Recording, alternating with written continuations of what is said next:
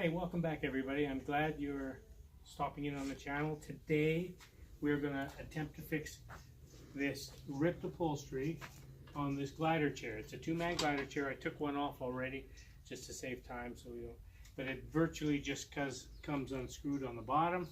I lift the whole unit off and it has some bars across the back which I left on, but we can take off these bars here, keep it spread apart. I keep them off and we can put the material on. So what we're going to do is slide basically like a pillow cushion or a pillowcase over this just for the seat. I'm not paying for all this. The material was going to cost about $90 for the outdoor material. This way I've only spent about $30 and we're just going to put the bottoms on and then we're going to put some cushions on them. This is what I took off from the front.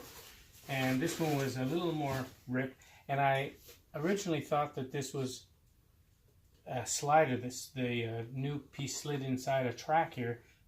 It wasn't the case. So we're just going to leave this. We've got the material here that we're going to sew over, and then we figured that we're going to put a piece of Velcro across here to hold it on so it doesn't slide. Otherwise we will leave it all assembled the way it is until we go to slip it on. We might have to undo these are the back supports. We might undo those, then this whole thing just collapses together. We put the slip cover on and put the supports back in.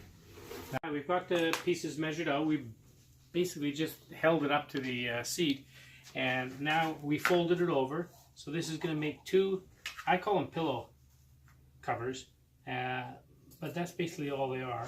I'm just going to cut along here, and then my daughter's going to sew these together, and then we will have two slip covers.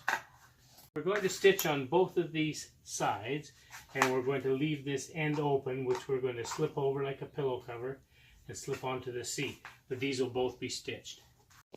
Okay, so we have a seam all done and stitched into place. We're going to have right sides together when stitching this seam. We are now going to measure the placement of the Velcro. We're going to put Velcro straps on this so we can have a little bit more reinforcement when we stick it onto the chair. So we're just measuring where we want it. And we're going to put pins in the place and stitch it in. Okay, we got our Velcro pieces cut in fours. We need the fours. It's going to be one on each side for each chair. So each chair is going to require two. We just put it in this pocket that we made when we did the top seam.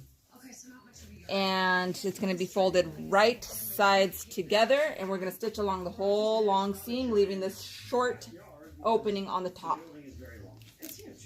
Stitching it closed, you want to make sure you have right sides together, so it's going to be inside out. Stitch along the long piece on each side with this short piece open. For the Velcro pieces, you want to make sure that the tab is sticking inside and not outside. That way when you flip it back right side out, yes. Right side out, it's flapping in the breeze. Exactly. Doing this project, you want to make sure the Velcro that you get does not have a sticky back. No sticky back or it will mess up the needle on the sewing machine. This cross member off, I just kept that on there for support. Now we're going to test fit this. As it slips on, okay. Oh, that's looking pretty good. Now let's find the screw holes. This is our finished seat. It's rained a few times. We've had a couple storms, and the seat is working out fantastic. We did a good job finishing it. It's only half the seat, as you can see. So we only did the bottom half. We didn't have to do this. It wasn't necessary. And then we bought these cushions, and we love it. We sit out here, and boy, that saved a lot of money. They wanted like a few $100s for material to finish all this, and we did it for like $60. And thanks again for watching, and don't forget to subscribe.